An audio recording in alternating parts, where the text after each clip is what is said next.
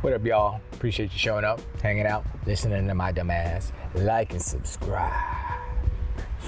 My voice is a little messed up from yesterday, so all the sneezies.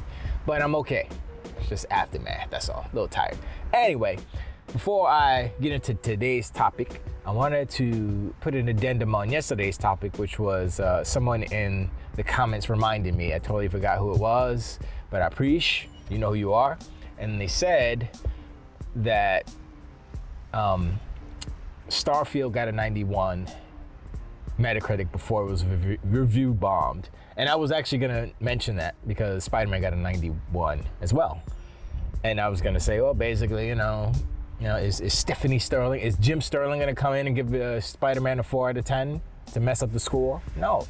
That review, that 4 out of 10 was politically motivated. It had nothing to do with the game and everything to do with their attitude toward that company. And I don't think that is a just way to use your platform. And if they think that that's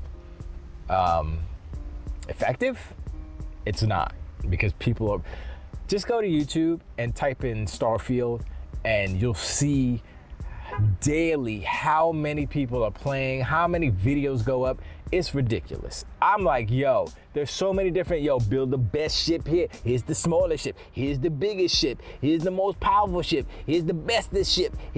I'm like, yo, then that's not even out. That's outside of, well, first, this is just no mods. This is just regular shipbuilding, right? And then they go, oh, this is the Razor Crest. This is the X-Wing. This is the Starship Enterprise. I'm like, yo, y'all got mad time. And I'm sitting there watching them. So I can't say nothing about it. But anyway, on to the topic. I wanted to talk about CEOs retiring.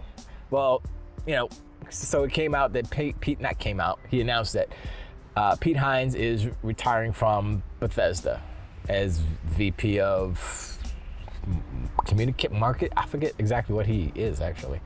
I think it's marketing or PR or something. But anyway, he's retiring after 20, 50, 25, I forget. He's been there for a long time. Excuse me. So, the difference between Pete Hines retiring and Jim Ryan retiring is that Pete Hines is leaving on a high note. He launched Starfield that's been in the works for 25 years, so they say. A giant success by all accounts. Everybody's playing it. Everybody's loving it. Well, most people. I say everybody as, colloquial. Anyway, it's doing well. It's going to sell well. It's going to be around for a decade at least. So he's like, you know what? I can't. This is it. I'm going to go out right now, because if I don't go out now, the only other high is going to be Elder Scrolls 6, which is 29 years from now. So, that's a problem. It's not a problem, but that's what's going to happen. So, he went out on a high note. I say Redfall, but no, not really, because that was already explained, so that wasn't really his fault or anything. And he went out on a high note. You flip it and you look at Jim Ryan. Jim Ryan went out on chaos. He caused chaos, and he's driving, and chaos is flying out the window from the back of his vehicle for us to run into. Chaos. Everything got a price. Everything got a price hike, son. Everything. Not even, name something that Sony has that didn't get a price hike. Everything got a price hike. Even the Slim got a price hike. It's like, well, the Slim is cheap, not anymore. You might as well just get the full. Maybe that's what they're banking on. It's like, yeah, we're just gonna, only $50 more. You might as well get the big one, right? That's the methodology. There's psychology built into all these strategies, So nobody's gonna buy that one. And the thing is, if they run out of stock, on the $499 version, then they're only gonna have the $449, which is the same as the $499, except it doesn't have a disc drive. Anyway, Jim Ryan left on a low note. Now, ponies and donkey unicorns are gonna say, "Oh, but there's the most units. There's so many units. They're winning. They're number 2 because they sold more units than play Xbox." I mean, it's a broken record to this point. They made more profit. Xbox made more profit. With Sony selling twice as many consoles, Xbox still made more money. In the pocket, bang, bang, in the bank. It sounds like poor management to me. I know I've said that before. So here's the thing, and I know I said this in the last video probably. I know I've said it before, but them days are over. Officially, Activision Blizzard King is part of Microsoft, is part of Xbox. So their money is Xbox's money. Microsoft's money, Xbox's money. I think it all falls under Microsoft Gaming Division. So I think that's how they're gonna structure it. So they can report their numbers as such. Like it's Microsoft Gaming. Under Microsoft Gaming is Xbox Studios, Bethesda, ZeniMax, and Activision Blizzard. The 3 pillars under the 1 pillar under the giant house roof pillar, right? And that makes sense to me anyway, as a layman. But I don't see how Sony can beat Xbox. I mean, look, they can tout their console numbers until they're blue in the face. They get it. But it doesn't matter when Microsoft will be decimating them with the money that they make. Even the revenue, I believe, will be more than what Sony's making. So Sony's in a position where, yeah, they make more revenue, but they spend more money as well operationally, and they can't afford to do that anymore. And so that means that your games, your precious exclusives, your precious one and dones are gonna start to suffer for it. Now, I'm gonna say that they have already started to suffer for it. The only caveat or the only consolation is that you have studios like Insomniac that know how to work with very little. They know how to milk it. They can't do it anymore. They can't do Spider-Man 3 and expect it to be like, oh, this is the best. I know a lot of people, so what's the loud bird? Why is the bird so loud? I know people saw the end of Spider-Man 2 and they're like, oh man, I can't wait until the thing, I can't wait for Spider-Man 3, this is gonna be great. And I'm like, well, I mean, it's gonna be the same game, right? Unless they do Spider-Verse stuff, which probably they will, I don't know. But anyway, it doesn't matter. The point is that with this deal closing, with Jim Ryan retiring, y'all know, the ponies and the donkey unicorns know. That's why they're out there and they're holding Twitter spaces and they're trying to claw at anything that they can to spin negative on Xbox, but there's nothing they can do. There's nothing that they can do and or say that will change the reality. The reality that, yeah, sure, you sold 40 million, 2-1. But as far as engagement goes, more people are playing on the Xbox ecosystem than the PlayStation ecosystem, because the PlayStation ecosystem is only PlayStation 5 and a little bit of PC, but nothing, it's not comparable to what Xbox has built. And you go and ROG Ally, they're playing on Xbox. They're playing on, I don't know how it works with the PlayStation stuff on the ROG Ally. I guess they can use it too there. So I guess that's probably the same. I mean, I don't hear too many ponies talking about I'm playing on the ROG Ally, especially when the sticks aren't symmetrical. They don't know how to use those. They're symmetrical mind. Anyway, it's just one of those tables have turned type of moments. It's just historic because, biggest deal in video games, plus all the stuff happening. It's like the downfall of Sony in slow motion, but happening all at once, The pinnacle. This is the, not epitome, but this is the climax of the Sony reign, and we're witnessing the fall. It's the fall of the great superpower that was Sony, but no more, And then you could say, well, the new person, whoever comes in, could turn it around. it takes a long time to turn something around. It takes a long time. Like, imagine this. Like think about it. You got Microsoft over here with 33 studios or something, like 32 studios, right? I don't remember how many Sony has. They don't have that many. They have a little bit less than 30, whatever. The problem is, Sony is not just making PlayStation 5 games. They're also making PSVR 2 games. So, and they're doing remakes. So if you take the remakes and you go zoop and you put those to the side, then you take the VR and zoop and you put those to the side, how many games are you actually getting on your PlayStation 5? That's the question. I mean, nobody knows. I guess Wolverine will be there. And I heard somebody say they need to do every game that they put on PlayStation 5 needs to be PSVR 2 compatible, put some mode on there, whatever. And I'm like, they have basically no choice but to do. That's what they should be doing. They should have one studio that is dedicated to doing that for every game. Like how, not Bend, but Blue Box, whatever. I think it was Blue Box. I don't remember now. Blue something. They're good at the ports, so maybe they can do it. But anyway, I mean, I don't see how, like when Jim Ryan said if Microsoft buys Activision Blizzard, the PlayStation business will never recover, basically. He wasn't lying, because the thing about it is, let's just say, I know I've said this before, but let's just say Sony sells the same amount of Call of Duty that they sold the previous year, and they make their 1.5 billion or whatever it is, right? They make their 30% or 20%, whatever the percentage is, right? They make their money. So that hasn't changed, right? Because it's still going to be on PlayStation. Xbox is now making, was it 3 times as much as that or something? They're making way more.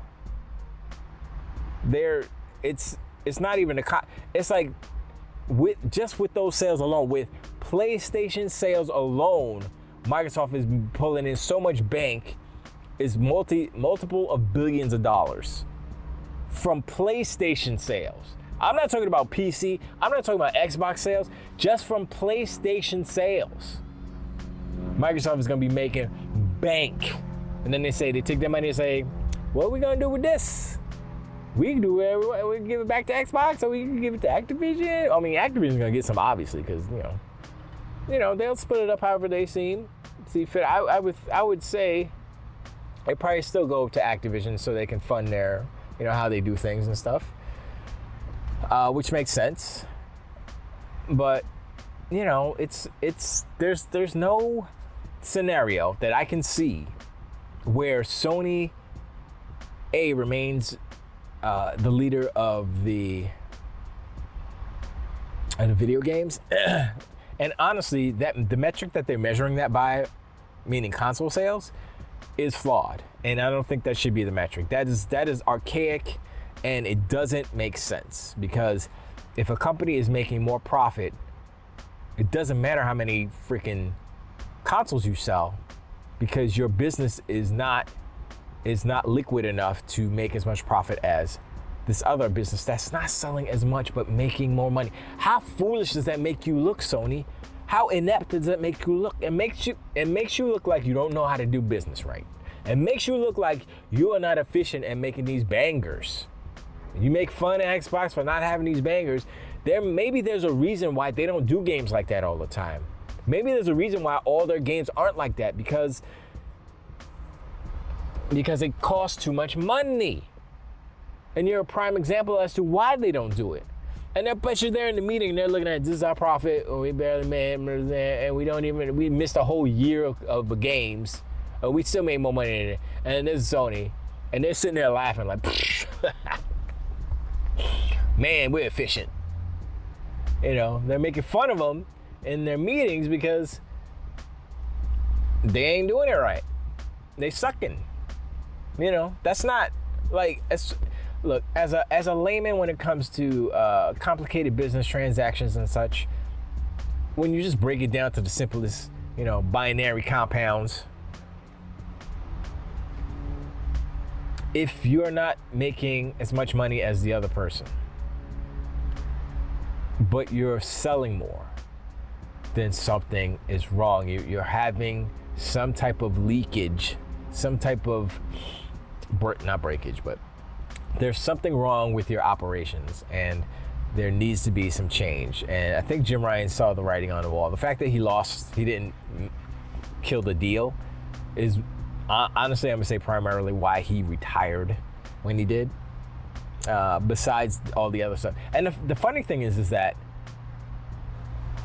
even with them selling all those consoles, right? Even with all the price hikes, PS Plus went up. The console went up twice. Y'all with this new revision, it goes up again.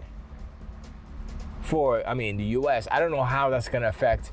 I guess it's gonna go up again for the countries and the regions where it went up already. And I'm like, and y'all, and they still weren't as profitable. He did everything he could, nickel and diamond, all this BS, and they still weren't as profitable. Yeah, no, it's dark times for Sony.